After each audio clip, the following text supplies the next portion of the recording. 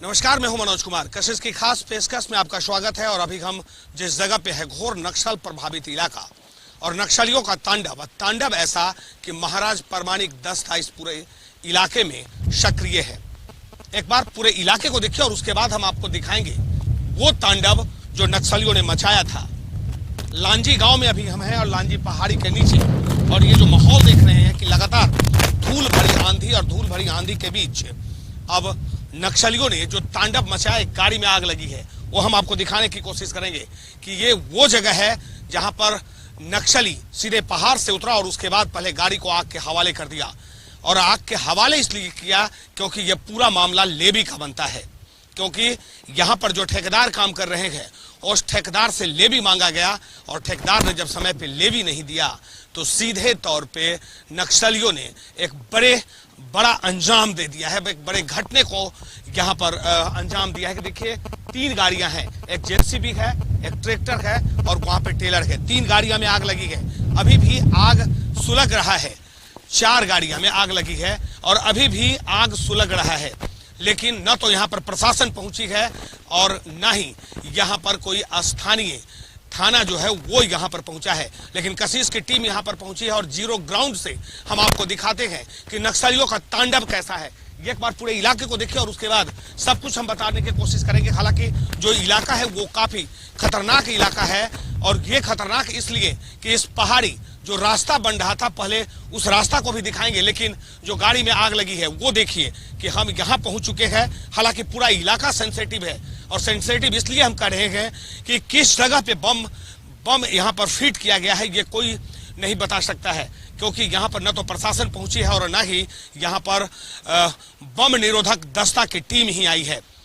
लेकिन बड़ी हैरानी की बात है, एक तरफ डीजीपी और कोल्हान के डीआईजी के साथ अन्य पुलिस पदाधिकारी दूसरे इलाके में बैठकर मीटिंग कर रहे थे, तो दूसरी तरफ नक्सलियों ने घटने को अंजाम दे दिया, और वो भी महाराज परमाणिक दस्ता का ये काम है। फिलहाल हालांकि इसकी अभी आधिकारिक पुष्टि नहीं हो पाई है, लेकिन इतना जरूर है कि नक्सलियों का तांडव जारी है। और एक तरफ छत्तीसगढ़ में 2 दर्जन से ज्यादा जवान शहीद होते हैं, तो दूसरी तरफ झारखंड की पुलिस, उड़ीसा की पुलिस, पश्चिम बंगाल और बिहार की पुलिस सक्रिय होती है। और उनकी सक्रियता का पर जैसे ही पुलिस अपना दबिश बनाना चाहता है नक्सलियों पर, तो नक्सलियों ने यहाँ पर घटने को अंजाम देकर के बता दिया कि हम आपसे डरने वाले नहीं है। देखिए ये दृश्य देखिए और उसके बाद आप सब कुछ समझ पाएंगे।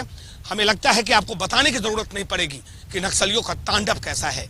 ये जेसीबी का जो हाल है वो आप समझिए कि आग के हवाले अभी भी यहाँ पर आग जल रहा है, और अब तक यहाँ पर न तो पुलिस प्रशासन पहुंची है और न ही कोई आग बुझाने के लिए यहाँ आया है।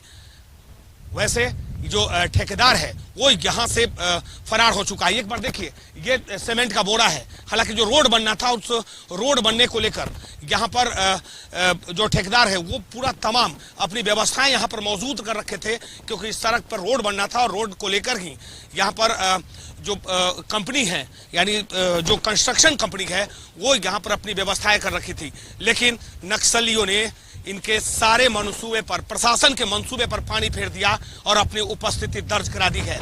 छत्तीसगढ़ की घटना हम भूले भी नहीं हैं, लेकिन दूसरी बड़ी घटना इस कोल्हान की सरजमीन और चाईबासा के इस इलाके में हुआ है। कोई ज्यादा दूर नहीं है, पूरा इलाका नक्सलियों के घर माना जाता है।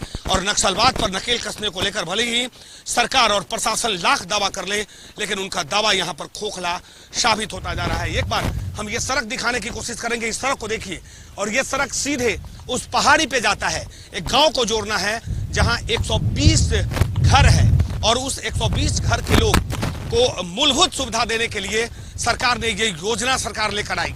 और योजना इसलिए कि ये सड़क सीधे उस गांव को पहुंचेगा और वहां से गाड़ियां जो है कि वो चाईबासा यानी शहर को जोड़ेगा। लेकिन शहर को क्या जोड़े, जिस ठेका कंपनी ने, कंस्ट्रक्शन कंपनी ने काम शुरू किया, उनकी गाड़ी को आग के हवाले नक्सलियों ने कर दिया है। लेकिन बड़ी विडंबना, प्रशासन नहीं पहुंची है। अगर प्रशासन पहुंचती तो ये हालात नहीं रहता। अभी भी आग जो है वो गाड़ी में लगी हुई है, अभी भी धू धू कर पूरी गाड़ी जल रही है। अब ये बड़ा सवाल है। हमारे सहयोगी हमारे साथ है राहुल, लगातार इस पूरे इलाके पर इनका निगाह है। पूरे इलाके में ये खबर लगातार ये अगर किसी प्रकार की घटना घटती है तो ये लगातार ये खबर कवरेज करते हैं, लेकिन ये बड़ी विडंबना है। एक तरफ डीजीपी जो है राहुल, एक तरफ डीजीपी जो है वो मीटिंग कर रहे थे, डीआईजी थे, पूरे पुलिस के आला अधिकारी था, दूसरी तरफ यहाँ पर नक्सलियों ने इस घटने को अंजाम दिया। क्या मंसूबा क्या कहता है? जी, नक्सली अपनी पैठ जमाना चाहते हैं यहाँ पर और अपने मौजूदगी का एहसास दिलाने के लिए उन्होंने इस तरह की घटना को अंजाम दिया है।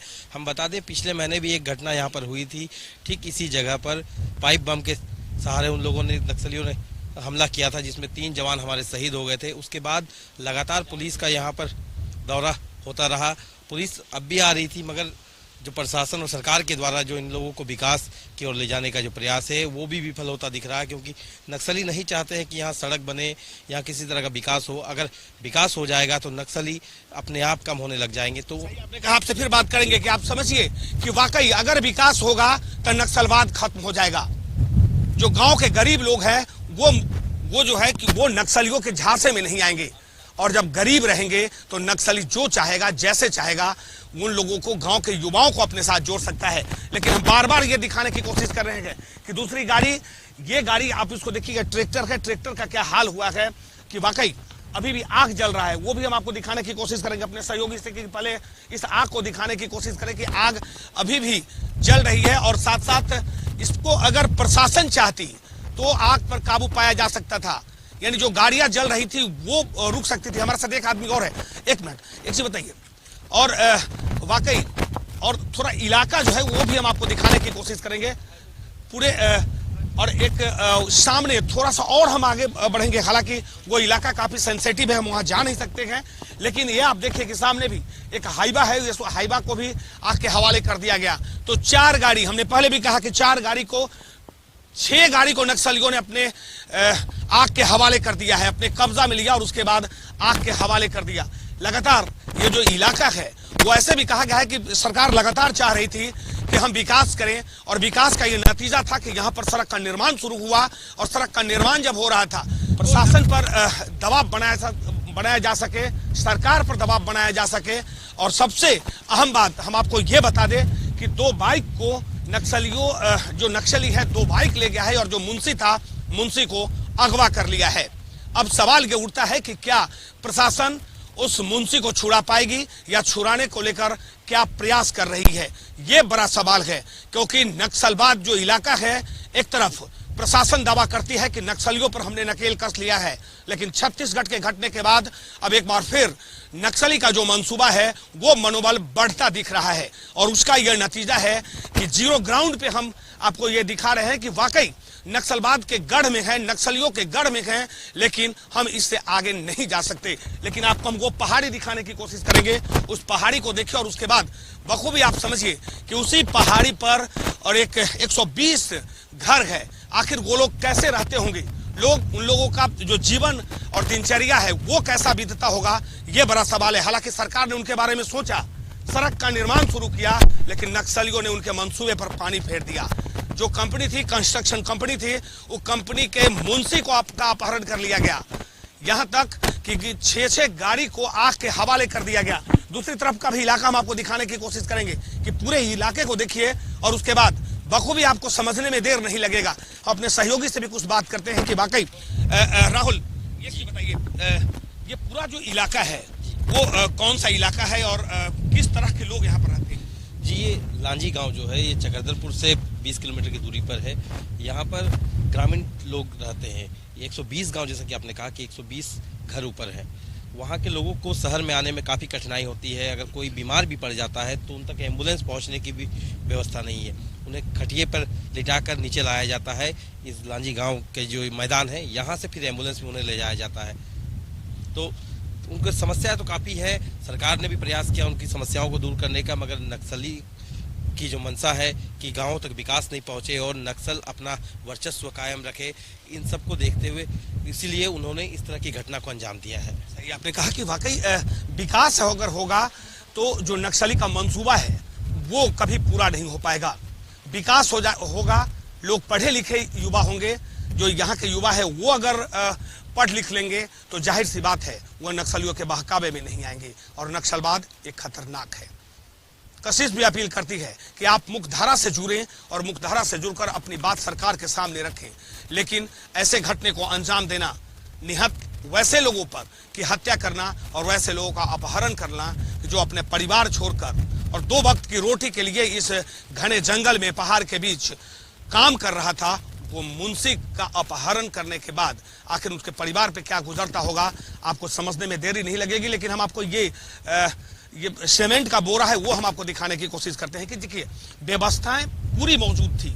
यहाँ पर जो काम करना था वो काम शुरू भी हो चुका था, लेकिन जैसे ही छत्तीसगढ़ में नक्सली हमला होता है, नक्सली हमला में जवान शहीद होते हैं और उसके बाद अब झारखंड, क्योंकि जो इलाका है ये जो पहाड़ी इलाका है ये उड़ीसा, छत्तीसगढ़ और साथ साथ झारखंड बिहार के जोड़ने वाला है ये पहाड़ी इलाका है और एक बहुत बड़ा भूभाग है। और जिस पहाड़ी को हम अभी आप देख रहे हैं, इस पहाड़ी के समझिए कि वाकई ये सारंडा का वो जंगल है और सारंडा के जंगल है और सारंडा एशिया का सबसे बड़ा जंगल माना जाता है और उस एशिया के सबसे बड़ा जंगल में नक्सलियों का तांडव, और वो भी ऐसा तांडव कि 6 गाड़ी को आग के हवाले कर दिया। गाड़ी का दृश्य और गाड़ी में अभी भी आग लगी हुई है। अब आप समझिए कि प्रशासन पर नक्सलवाद कितना भारी पड़ रहा है। महाराज परमाणिक पर इनाम भी सरकार ने रखी, लेकिन महाराज परमाणिक दस्ता लगातार घटने को अंजाम दे रहा है और पुलिस अपने मंसूबे में कभी कामयाब नहीं हो पा रही है। लेंगे एक छोटा सा ब्रेक, जारी है ये कार्यक्रम और ये जानने निकले हैं जीरो ग्राउंड पे कि नक्सलवाद पनपा कैसे, आखिर नक्सली का मंसूबा क्या है, कितने गांव के लोग मूलभूत सुविधा के लिए तड़प रहे हैं। बने रहिए मेरे साथ, लेंगे एक छोटा सा ब्रेक।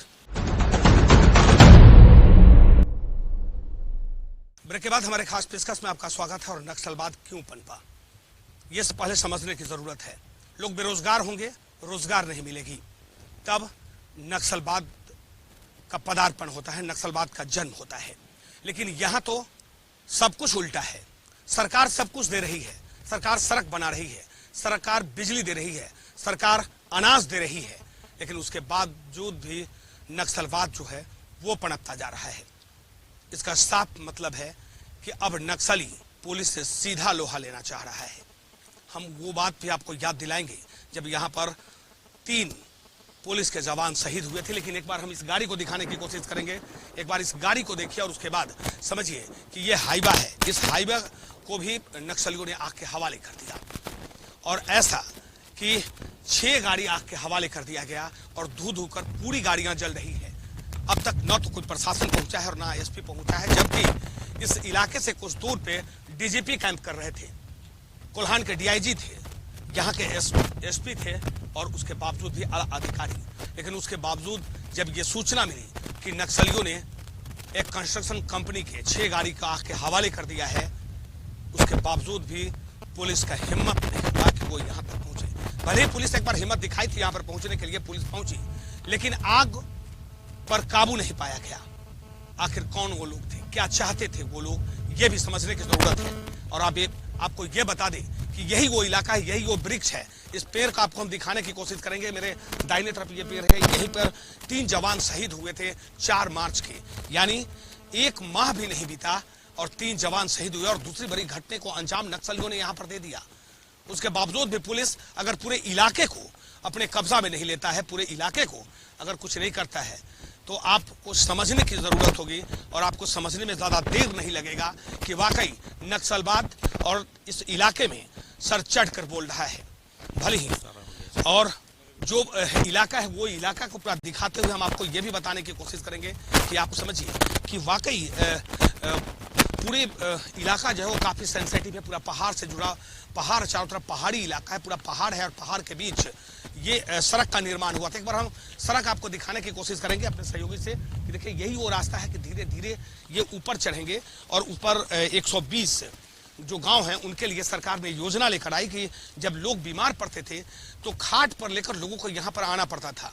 लेकिन सरकार योजना लेकर आई कि अब यहाँ सड़क बनेगा, गाड़ियां यहाँ चलेगी और सीधे उस गाड़ी से लोग अपने गंतव्य स्थान तक, उस विकास यानी शहर तक पहुंचेंगे जहां पर ये लोग अपना इलाज करा पाएंगे। लेकिन बड़ी विडंबना, निर्माण कार्य काफी तेजी गति से चल रहा था, लेकिन अचानक नक्सलियों ने कंस्ट्रक्शन कंपनी के 6 गाड़ी को आग के हवाले कर दिया। अब पूरा इलाका काफी सेंसिटिव माना जाता है। और सेंसिटिव इसलिए हम कह रहे हैं कि 1 माह पहले यहाँ पर 3 जवान शहीद हुआ, 3 जवान घायल है, अभी भी वो ड्यूटी नहीं कर रहे हैं। लेकिन सबसे बड़ी बात है कि आखिर ये पूरा इलाका अगर सेंसिटिव है, इससे 1 माह पहले भी अगर घटना घटी थी तो आखिर प्रशासन चाहती तो इस कंस्ट्रक्शन कंपनी को यहाँ पर सुरक्षा दे सकती थी। लेकिन सुरक्षा का नाम पे कुछ नहीं, सब कुछ जस का तस पड़ा और अचानक नक्सली सक्रियता दिखाता है और उसके बाद 6 गाड़ी को आग के हवाले कर दिया। वैसे 1 माह पहले 3 जवान शहीद हुए, वो दर्द अभी तक खत्म नहीं हुआ, वो आग अभी तक बुझी नहीं कि दूसरी बड़ी घटना नक्सलियों ने दे दिया। वैसे मुंशी गायब है, मुंशी का अपहरण हो चुका है। अब सवाल ये उठता है कि मुंशी है कहाँ, किस स्थिति में है। ये जरूरत है प्रशासन को इसको खोजने की। लेकिन एक बार पूरा इलाका हम बार बार दिखाने की कोशिश कर रहे थे, वो दिखाने का मेरा मकसद सिर्फ एक ही है कि ये ऐसा यहाँ पर भूभाग है कि इस भूभाग में कि नक्सली अपने पूरे कब्जा में पूरे इलाके को रखा हुआ है। अगर नक्सली चाहे तो यहाँ जब चाहे घटने को अंजाम दे दे। और उसका ये परिणाम रहा कि कंस्ट्रक्शन कंपनी के 6 गाड़ी को आग के हवाले कर दिया। जीरो ग्राउंड से हम आपको बता रहे हैं कि आखिर हालात क्या है, क्योंकि हालात पुलिस जो है, प्रशासन जो है, वो नक्सलियों के सामने बौना साबित होता जा रहा है।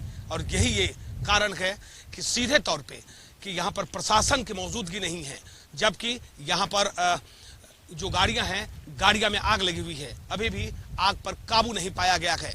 वैसे अमूमन देखा जाता है कि कहीं अगर छोटी सी घटना घटती है तो प्रशासन कैंप करता है, और कैंप ही नहीं पूरे इलाके को पुलिस छावनी में तब्दील करता है। तो आखिर इस इलाके में, इस जगह पे पुलिस क्यों नहीं?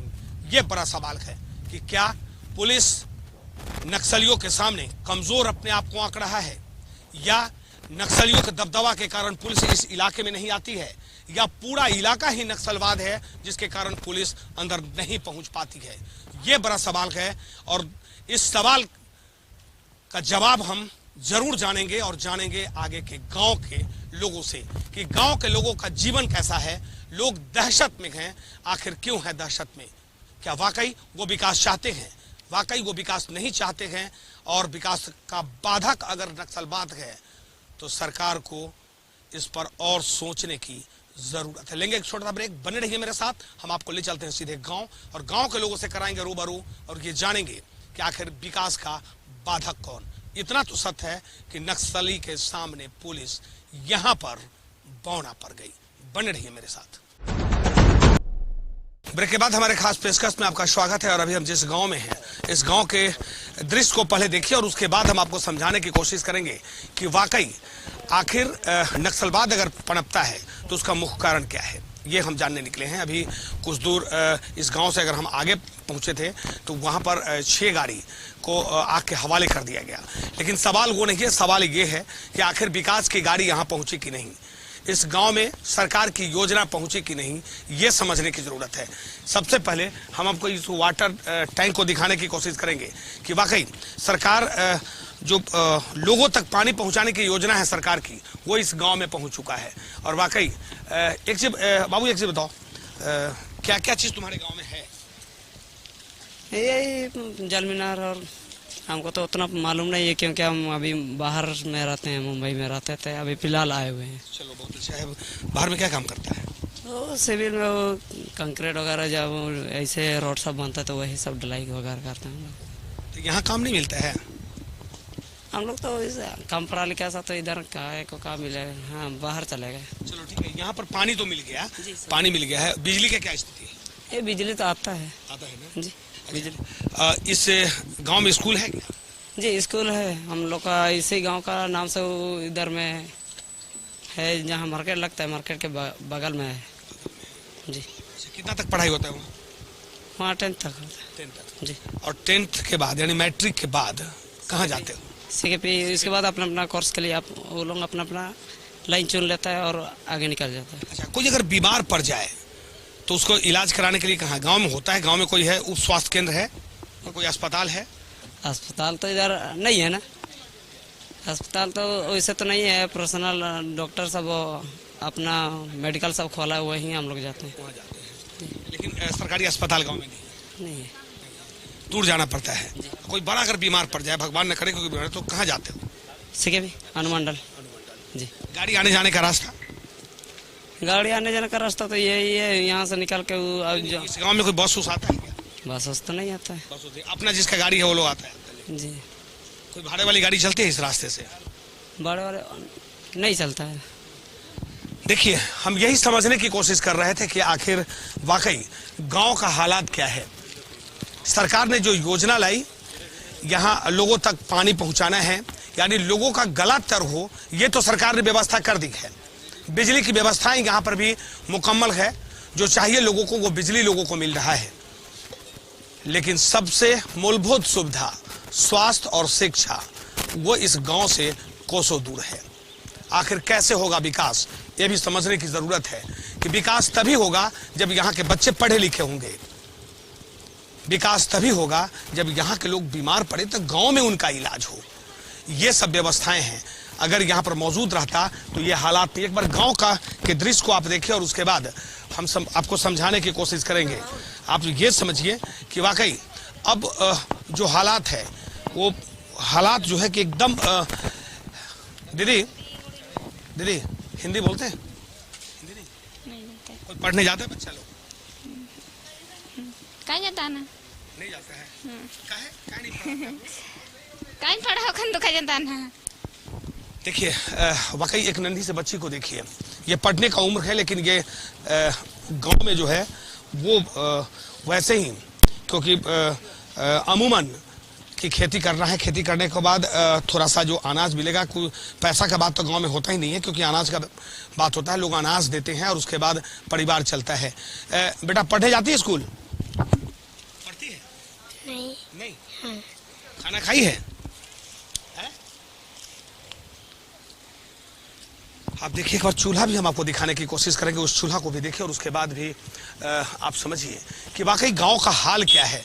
हम कहते हैं कि हमने मूलभूत सुविधा जो है वो सरकार सारी सुविधाएं यहाँ पे बहाल कर दी है, लेकिन हम कहते हैं कि अगर गांव का स्थिति अगर समान होता, गांव की स्थिति अगर ठीक हो जाती, तो ये जाहिर सी बात है कि गांव की स्थिति अगर ठीक हो जाएगी तो जो नक्सलवाद है वो नहीं पनपेगा, और नक्सलवाद जब नहीं पनपेगा तो जो नक्सली है उनका मंसूबा जो है वो कामयाब कभी नहीं होगा। गांव के दशा को देखिए और उसके बाद बखूबी आपको समझने में देर नहीं लगेगी कि वाकई यहाँ से महज कुछ ही मीटर पर नक्सलियों ने एक बड़े घटने को अंजाम दे दिया है। लोग जो है वो काफी परेशान है, लोग डरे समझते हैं। बाबू इधर आओ, एक चीज बताओ, शाम होता है तो डर भी लगता है क्या?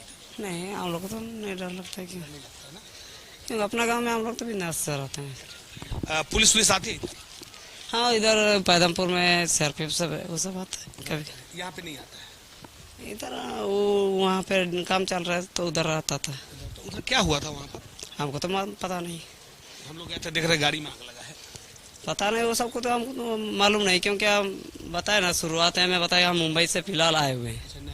हाँ, तो चलिए, वाकई आप समझिए, और सीधी सी बात है कि पूरे जो इलाका है, एक गांव के दशा को देखिए, और गांव के दशा को जब आप देखेंगे तो आपको समझने में देर नहीं लगेगी कि आखिर नक्सलवाद क्यों पनपा है।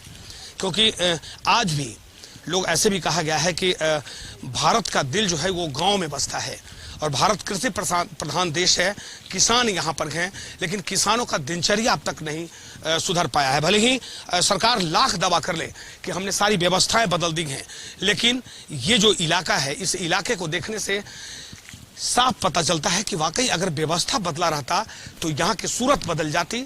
यहाँ की सूरत बदलती, इस गांव में शिक्षा का अलग जगता, स्वास्थ्य की जो व्यवस्थाएं हैं वो यहाँ पर मुकम्मल होता, और सारी व्यवस्थाएं यहाँ पर मुकम्मल होती। लेकिन बड़ी विडंबना है कि व्यवस्था यहाँ पर मौजूद नहीं है।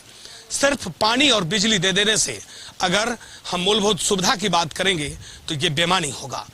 मूलभूत सुविधा तब होता है, पानी, बिजली, स्वास्थ्य, शिक्षा के साथ साथ सारी व्यवस्थाएं यहां पर मौजूद हो, तब मूलभूत सुविधा होता है, तब गांव का विकास होता है। अभी भी झारखंड के उस गांव में हैं, कोल्हान के उस गांव में हैं जहां घोर नक्सल प्रभावित इलाका माना जाता है। नक्सलियों ने तांडव मचाया और 6 गाड़ी को आग के हवाले कर दिया। एक गांव ऐसा जो पहाड़ पे बसा है, 120 घर, वो लोग ये जानते ही नहीं कि आखिर सरकार भी होती है, वो जानते ही नहीं कि आखिर वहां पर बिजली भी होता है, पानी भी होता है, यानी लालटेन युग अभी भी है। भले हम जिस गांव में हैं, ये इस गांव तक ही सीमित है वो मूलभूत सुविधा, जिस मूलभूत सुविधा की बात सरकार करती है। अगर लोग नक्सलवाद या बंदूक उठाते हैं तो इसका मुख्य कारण यह है कि सूरत बदलेगी तब जाकर विकास होगा। सूरत तो बदली ही नहीं तो कैसे होगा विकास, यह भी समझना होगा। लेकिन हम आपको इस पूरे इलाके को दिखाने की कोशिश करेंगे। आप इस इलाके को देखिए और उसके बाद हम आपको समझाएंगे कि वाकई जो पूरा इलाका है, ये देखिए एक बछड़ा है, ये गांव, यानी गांव का जो एक दृश्य होता है, आज भी गांव में जो है वो गांव में जस का तस वही हालात है। हालात नहीं सुधर पाई है। अगर हालात सुधरती तो ये स्थिति नहीं होता। लोग आज भी यहाँ पर अहले सुबह से उठते हैं, खेती करते हैं और 2 वक्त के रोटी के लिए जद्दोजहद करते हैं। और जद्दोजहद करने के बाद जो कुछ मिलता है तब जाकर घर का चूल्हा जलता है। ये है यहाँ की हकीकत और ये भी समझने की जरूरत होगी। और ये भी आप समझिए कि वाकई इस जद्दोजहद के बीच आखिर कैसे न पनपे नक्सलवाद। क्यों न पनपे नक्सलवाद? क्योंकि नक्सलवाद तभी नहीं पनपेगा जब हाथ को रोजगार मिलेगा, पेट को रोटी मिलेगा। लेकिन ये इलाका न तो लोगों को पास रोजगार है और न ही रोटी। यहीं पे संपन्न होता है मेरा ये कार्यक्रम। अगले कार्यक्रम में पुनः होगी आपसे मुलाकात नई मुद्दों के साथ, अपने सहयोगी ऋषभ और राहुल के साथ। मैं मनोज कुमार, कशिश न्यूज, चाईबासा।